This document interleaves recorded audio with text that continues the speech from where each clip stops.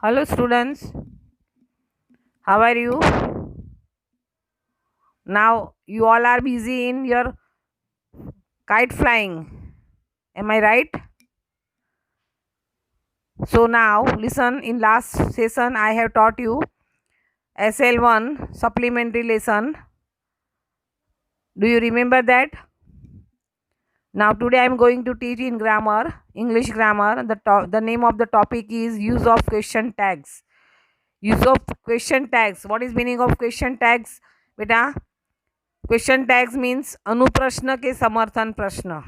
સામેની વ્યક્તિને તમે કોઈ બી પ્રશ્ન પૂછો એનો જવાબ હકારમાં અને નકારમાં આપણે લખવાનો હોય છે. એને એ શોર્ટમાં હોય છે. એને અનુપ્રશ્ન કહેવાય છે અથવા તો સમર્થન પ્રશ્ન કહેવામાં આવે છે. હું એનો નિયમ વાંચું છું બધા અને તમને સમજાવતી જઉં છું. ધ્યાન આપજો. અને બધું તમારે નિયમો ઉદાહરણો બધું ક્લાસવર્કની નોટમાં ઉતારવાના છે. અને એની જે એક્સરસાઇઝ આપી છે એ બંને નોટમાં લખવાની છે. સમજણ પડી ગઈ? ખ્યાલ આવી ગયો? હા. અને નિબંધ લખેલો છે મેં વિઝિટ ધ સીસોર, એ તમારે બંનેમાં ક્લાસવર્ક અને હોમવર્કની નોટમાં ઉતારવાનું છે. હવે હું અહીંયા આગળ નિયમ તમને સમજાવતી જઉં છું અને બોલતી જઉં છું. વિધાન વાક્યમાં જે કથન કરવામાં આવે છે તે કથન અંગેનું સાંભળનાર વ્યક્તિ પાસેથી સમર્થન અર્થાત કન્ફર્મેશન્સ મેળવવા માટે આ પ્રકારનો નાનકડો પ્રશ્ન વિધાન વાક્યને અંતે પૂછવામાં આવે છે. વિધાન વાક્ય એટલે ખબર પડી ને બેટા? સાદું વાક્ય, એને વિધાન વાક્ય કહેવાય છે. એનો તમારે નાનો પ્રશ્ન તમે એને સામેની વ્યક્તિને બીજી વ્યક્તિને તમે પૂછો છો અને એનો જવાબ તમારે મેળવવાનો છે. એને કહેવાય છે ઇંગ્લિશમાં ક્વેશ્ચન ટેગ. ઇંગ્લિશમાં એને કહેવાય છે we use a question tag in order to seek confirmations from the hearer. સાંભળનાર વ્યક્તિ પાસેથી સમર્થન મેળવવા માટે આપણે ક્વેશ્ચન ટેગનો ઉપયોગ કરીએ છીએ. ક્વેશ્ચન ટેગને ગુજરાતીમાં અનુપ્રશ્ન કે સમર્થન પ્રશ્ન કહેવામાં આવે છે.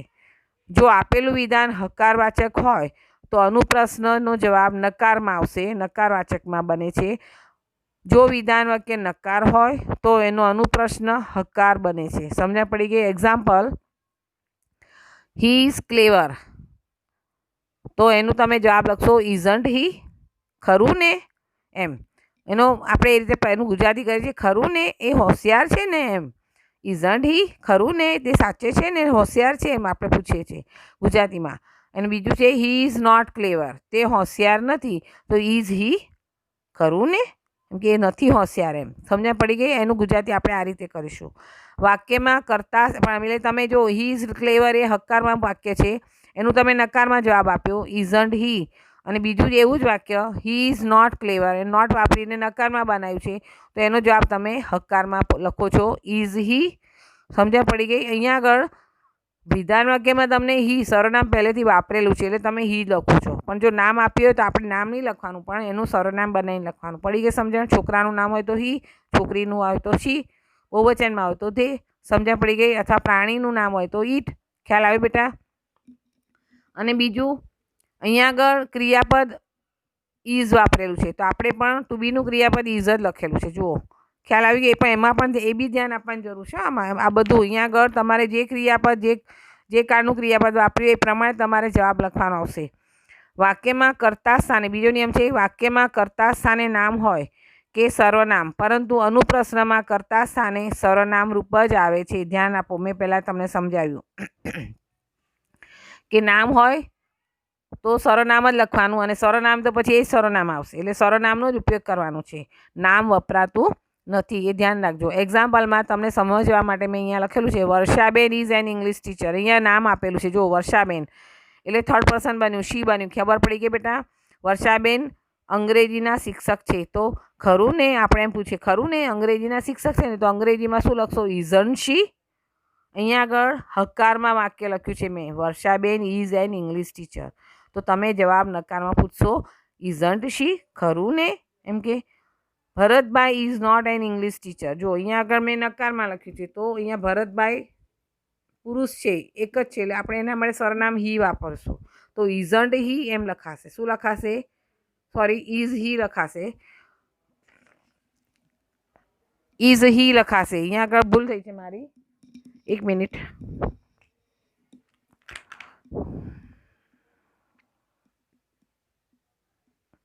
ઇઝ હી લખાશે. શું લખાશે બેટા? Is he. પછી વિધાન વાક્યના અંતે અલ્પવિરામ, આપણે ગુજરાતીમાં કોમા અંગ્રેજીમાં કોમા કહીએ છીએ અને ગુજરાતીમાં અલ્પવિરામ કહીએ છીએ. વિધાન વાક્યના અંતે અલ્પવિરામ મૂકો અને પછી કાળ પ્રમાણે અનુપ્રશ્ન બનાવો અને કરતા એકવચન બહુવચન પ્રમાણે લખો અને છેલ્લા પ્રશ્ન ચિહ્ન મૂકવાનો. સમજ પડી ગઈ? એટલે વિધાન વાક્ય જે આપ્યું એના પછી તમારે શું મૂકવાનું? કોમાનું ચિહ્ન મૂકવાનું. પછી તમારો ટૂંકો જવાબ આવશે કાળ પ્રમાણે અને કરતા પ્રમાણે. પછી છેલ્લા તમારે પ્રશ્ન ચિહ્ન મૂકવું જરૂર છે. આ ખાસ નિયમ યાદ રાખવાની જરૂર છે. જુઓ, આમાં કેપિટલ અક્ષર નહીં આવે. તમે જ્યારે અનુપ્રશ્ન બનાવો છો ત્યારે કોઈ કેપિટલ અક્ષરનો ઉપયોગ કરાતો નથી, એ ધ્યાન રાખજો ખાસ. અને પ્રશ્ન ચિહ્ન મૂકવું જરૂરી છે. આમાં વિરામ ચિહ્નનો ઉપયોગ પણ કરવામાં આવે છે. વિરામ ચિહ્નો જો 1 કે 2 ઓછા હશે તો 0 માર્ક્સ મુકાઈ જશે, પણ 1 હશે તો અડધો માર્ક્સ કપાઈ જશે. સાંભળી લેજો. ક્વેશ્ચન ટેગમાં પ્રથમ અક્ષર એટલે કે ક્રિયાપદનો પ્રથમ અક્ષર સ્મોલ લેટર એટલે બીજી ABCDમાં આવે છે. એક્ઝામ્પલ્સ: ઇઝ હી લખાશે, ઇઝન્ટ હી લખાશે, ડીડ યુ લખાશે, આર ધે લખાશે, આરન્ટ ધે લખાશે, ડીડન્ટ યુ લખાશે. ખબર પડી ગઈ બેટા? ક્વેશ્ચન ટેગમાં નોટનું ટૂંકું રૂપ એન, પછી ઉપર આપણે એપોસ્ટ્રોફી એસની નિશાની, એપોસ્ટ્રોફીની જે નિશાની કરીએ છીએ એ નિશાની કરવાની, પછી ટી લખવાનું છે. એ રીતે આપણે નોટ લખીશું અને એ રીતે જ વપરાય છે. નોટ પૂરું આખું લખાતું નથી. મસ્ટ નોટ તો મસ્ટ એમ લખાશે, અને ઇઝ નોટનું ઇઝન્ટ, આર નોટનું આરન્ટ, હેવ નોટનું હેવન્ટ, હેઝ નોટનું હેઝન્ટ, કેન નોટનું કાન્ટ, ડુ નોટનું ડોન્ટ, ડીડ નોટનું ડીડન્ટ, શુડ નોટનું શુડન્ટ અને એમ નોટનું આરન્ટ લખાશે. એ ખાસ ધ્યાન રાખજો. અપવાદ: એમ નોટનું આરન્ટ લખાય છે, શેલ નોટનું શેન્ટ લખાય છે અને વિલ નોટનું વોન્ટ થાય છે. વિધાન જે કાળમાં હોય તે કાળનું જ ક્રિયાપદ ક્વેશ્ચન ટેગમાં વપરાય છે. કાળ પરિવર્તન થતું નથી, એ ધ્યાન રાખજો. એક્ઝામ્પલમાં હી ઇઝ કરણ તો ઇઝન્ટ હી એમ લખાશે. ધે વેર લેટ તો weren't they. We can not fly તો કેન વી શેલ કમ તો શેન્ટ વી. સમજણ પડી ગઈ? સાદા વર્તમાનકાળના ક્રિયા વાક્યમાં ક્રિયાપદ તરીકે ડુ, ડઝ અને સાદા વર્તમાનકાળના વાક્યમાં ક્રિયાપદ તરીકે ડીડ વપરાય છે. વી સ્પીક ઇંગ્લિશ, અહીંયા આગળ લખ્યું વેર, કેન, ઇઝ એ બધું અહીંયા બતાવ્યું નથી. ડાયરેક્ટ સાદા વર્તમાનકાળનું ક્રિયાપદ મૂળ ક્રિયાપદ વાપરેલું છે. વી સ્પીક ઇંગ્લિશ તો આ સાદા વર્તમાનકાળનું ક્રિયાપદ કહેવાય છે.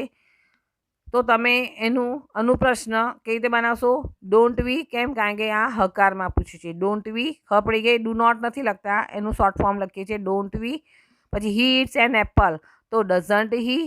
આઈ ડુ નોટ ડ્રિંક ટી તો do I. She does not speak તો does she. They came late તો ડીડન્ટ દે. અહીંયા કેમ ભૂતકાળમાં છે જુઓ, તો didn't they. She did not pass તો ડીડ શી. અહીંયા આગળ પણ ભૂતકાળનું છે તો ડીડ શી. હવે કર્તા પદમાં બીજા કોઈ પણ સર્વનામ સાથે આય આવે ત્યારે ક્રિયાપદ વી થાય છે. બીજું ક્રિયાપદ વત્તા આય એ બરાબર વી. માય બ્રધર એન્ડ આય આ રીતે વાક્ય હોય તો જ વી આવશે. સાંભળજો. My brother and I went to market તો એનું અનુપ્રશ્ન બનશે ડીડન્ટ વી. આઈ નહીં લખાય, ધ્યાન રાખજો. બ્રધર અને આઈ ભેગા થઈ એટલે શું થાય? વી બને, એટલે didn't we. Ami and I did not go પુલિદ્રા તો ડીડ વી. જો વાક્યમાં NOT not, nothing, no, none, no one, nobody, neither, scarcely, barely, hardly ever, seldom વગેરે શબ્દ વપરાયા હોય તો તે વિધાન નકાર સમજીને તેનું ક્વેશ્ચન ટેગ હકારમાં લખવાનું છે.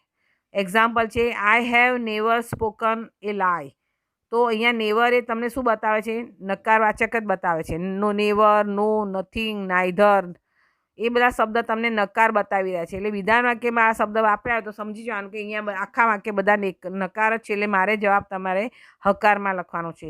તો અહીંયા પહેલા વાક્યમાં I have never spoken English a lie તો have I. He has no daughters તો has he. I have nothing to say તો have I. Neither of them complain તો did they. Nothing was said તો was it. No salt is allowed તો is it. સમજણ પડી ગઈ? એટલે આ નકારવાચકના વાક્ય છે, બધા શબ્દો છે, અને એ જ્યારે એનો અનુપ્રશ્ન બનાવો ત્યારે તમારે હકારમાં લખવાનું છે. વાક્યમાં કર્તાને સ્થાને અનિશ્ચિત સર્વનામ જેવા કે none, nobody, everyone, everybody, somebody, someone, anybody, no one, neither વગેરે આવે તો ક્વેશ્ચન ટેગમાં કર્તાને સ્થાને તમારે ધે મૂકી દેવાનું. શું મૂકવાનું? ધે મૂકી દેવાનું.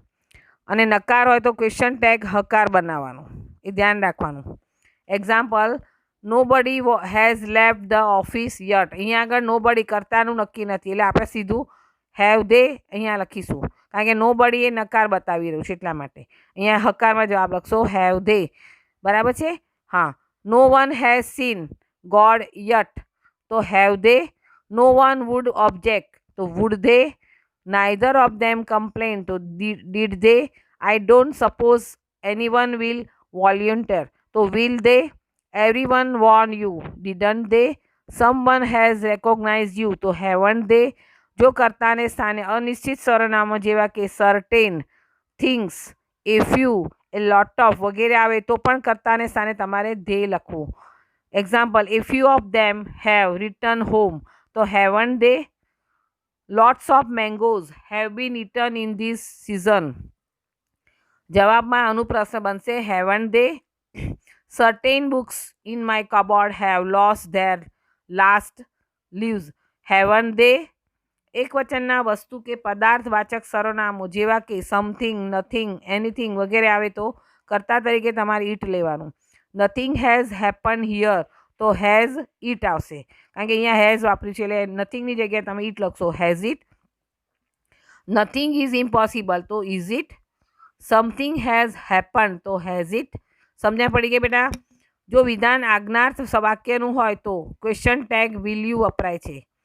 આજ્ઞાર્થ વાક્યમાં હકાર નકાર ધ્યાનમાં લેવાતું નથી. ગીવ મી યોર પેન તો will you. Don't come late તો will you. Please help me તો will you. Go out from here તો વિલ યુ. સમજણ પડી ગઈ? આમાં હકાર નકાર એવું કંઈ બનાવવાનું હતું ને, હકારમાં જવાબ હોય છે. અમે એક્સરસાઇઝ લખી છે, add suitable question tags to the following sentences. નીચેના વાક્યોમાં યોગ્ય ક્વેશ્ચન ટેગ્સ ઉમેરો. પહેલું છે મેં અમુકના જવાબ લખ્યા છે અને બીજા ખાલી જગ્યા રાખી છે, તમારે જાતે લખવાના આવશે. સમજણ પડી ગઈ? હા. આટલું બધું તમને સમજાવે એટલે તમને ખ્યાલ આવી જાય કે મારે શું લખવાનું છે. મયુર ઇઝ એ ક્લેવર બોય. આ મેં હકારમાં વિધાન વાક્ય બનાવ્યું છે તો, અને મયુર ત્રીજો પુરુષ એક વચન છે એટલે મયુર ઇઝ એ ક્લેવર બોય તો ઇઝન્ટ હી. શું લખશો? Isn't he. Kusum is your classmate તો કુસુમ ત્રીજો પુરુષ એક વચન છે, છોકરી છે તો ઇઝન્ટ શી. ધ્યાન રાખો બેટા, આ બંને મેં અમે હકાર વાક્ય છે એટલે તમે નકારમાં જવાબ લખ્યું છે ઇઝન્ટ ડી અને ઇઝન્ટ સી. અહીંયા મેં નકારમાં લખ્યું છે you are not a carpenter તો આપણે જવાબમાં લખશું આર યુ. ખ્યાલ આવ્યો બેટા? તપન હેઝ નો કાર તો અહીંયા નો આપેલું છે જો, એટલે હેઝ હી હકારમાં જવાબ લખશો. આઈ એમ ભૂમિકા તો આરન્ટ આઈ. અહીંયા એમ આઈ ના આવશે, એમ આઈ નહીં આવે બેટા, એમનું આપણે આરન્ટ બનાવવાનું છે. ધ્યાન રાખજો, ખાલી આઈ જોડે જ આ રીતે અપવાદ છે. આઈ એમ ભૂમિકા તો આરન્ટ આઈ. સમજણ પડી ગઈ બેટા? Paresh and Naresh have a holiday today તો haven't they. That was not a good idea તો વોઝ ઇટ. અહીંયા નોટ છે એટલે વોઝ ઇટ હકારમાં જવાબ. Anand was at home yesterday તો wasn't he. Kevin will be here tomorrow won't he. I am not busy now તો am આઈ. અહીંયા જ્યારે નકારમાં વાક્ય હોય ત્યારે તમારે જવાબ એમ આઈ જ આવશે, પણ હકારમાં તમારે આરન્ટ વાપરવાનું છે. ધ્યાન રાખજો. દે વેર વરીડ તો weren't they. Birds have wings haven't they. They had no house of their own had they. His honour is correct isn't it. Sorry, his answer is correct, isn't it? I can prove it, can't I? This is a 100 rupee note, isn't it? હવે 16 સુધી મેં જવાબ લખેલા છે. હવે 17 થી 33 સુધીના જવાબ નથી લખ્યા, તમારે જાતે લખવાના છે. હું ફક્ત વાંચું છું, જવાબ બોલી જાઉં છું જોડે. They are going to school now તો aren't they? Jawaharlal Nehru loved children તો ડીડ હી. શું આવશે? ડીડન્ટ હી આવશે. Hitesh didn't go to school yesterday. અહીંયા નકાર છે તો ડીડ હી આવશે. સુરેન્દ્ર લાઇક્સ સ્વીટ્સ તો doesn't he. Our dog barks at strangers.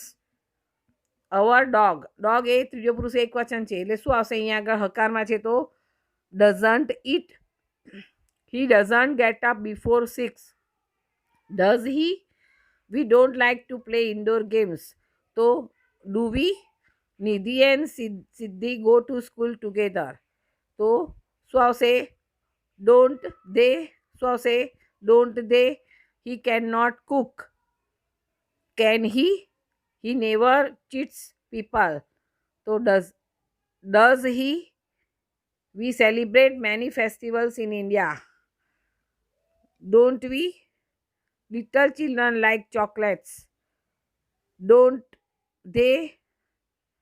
The earth moves around the sun. So, doesn't it? He will not tell you the news. Will he? Don't come late. Don't come late. મોડા આવશો નહીં. તો શું આવશે અહીંયા આગળ? Do they. અહીંયા શું આવશે? Do they. અહીંયા કરતા નથી આપી એટલે ધે આપણી મેતે લખવાનું છે. My parents and I went to market એટલે શું આવશે? Do we. અહીંયા વી બનશે. મેં તમને આગળ સમજાવ્યું એ રીતે. સમજ ભાઈ? Don't we. હા, અહીંયા વેન્ટ છે એટલે ડીડન્ટ. શું આવશે? Didn't we. શું લખાશે? Didn't we. Nothing is impossible. તો શું આવશે? નથિંગ એ નકાર જ બતાવે છે એટલે શું લખાશે? Is it. શું લખાશે? Is it. ખબર પડી કે બેટા? હા, તો આ રીતે તમે એના વાક્ય અને અનુપ્રશ્ન લખશો અને હોમવર્કમાં અને ક્લાસવર્ક બંનેમાં નોટમાં ઉતારશો. અને હવે હું કોમ્પોઝિશન વાંચું છું. એ વિઝિટ ટુ અ સીસોર. દરિયા કિનારાની મુલાકાત. એના પોઈન્ટ્સ લખેલા છે. When did you go to the સીસોર? તમે દરિયા કિનારે ક્યારે ગયા હતા? તમારે એના વાક્ય લખવાના છે પહેલાં. પછી વિથ હુમ, કોની સાથે ગયા હતા? Stroll along the beach. Beach ઉપર શું શું હતું બધું એમ. Crowd, children playing, entertainments, vendors and hawkers, sunset. આ બધું તમારે એનું વર્ણન ડિસ્ક્રિપ્શન કરવાનું છે. હવે હું વાંચું છું. It was a hot summer evening. My friends and I decided to spend the evening on the seashore. We reached the beach and took off our shoes. We walked barefoot on the sand. We felt refreshed by the cool breeze on the seashore. There were many people on the beach. Some were talking a walk. Some were taking a walk. Others were sitting on the sand and talking or relaxing. Some boys were playing cricket.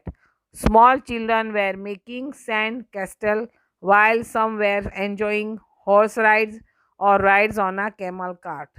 There was a giant wheel and a merry-go-round, a juggler, a snake charmer, a magician, and some acrobats were entertaining the people. Vendors were selling coconuts, bale, ice creams, and other eatables. There were hawkers selling toys and balloons. We stood on the shore and saw the beauty of the setting sun. અહીંયા બેરફૂટનો meaning થાય છે ખુલ્લા પગે. Breeze એટલે પવનની લહેર. કેસ્ટલ એટલે કિલ્લો. એક્રોબેટ એટલે બજાણીઓ. અને વેન્ડર એટલે ફેરીઓ. સ્નેક ચાર્મર એટલે મદારી. આમાં અમુક શબ્દ લખેલા છે ને ગુજરાતી અર્થ. તમારે આ નિબંધ તમારે નોટમાં ઉતારવાનું છે. ડુ અંડરસ્ટેન્ડ પ્રોપરલી બેટા? ના સમજાય પડે તો ફોન કરજો મને, હું સમજાવી દઈશ. Okay, take care and stay home. By.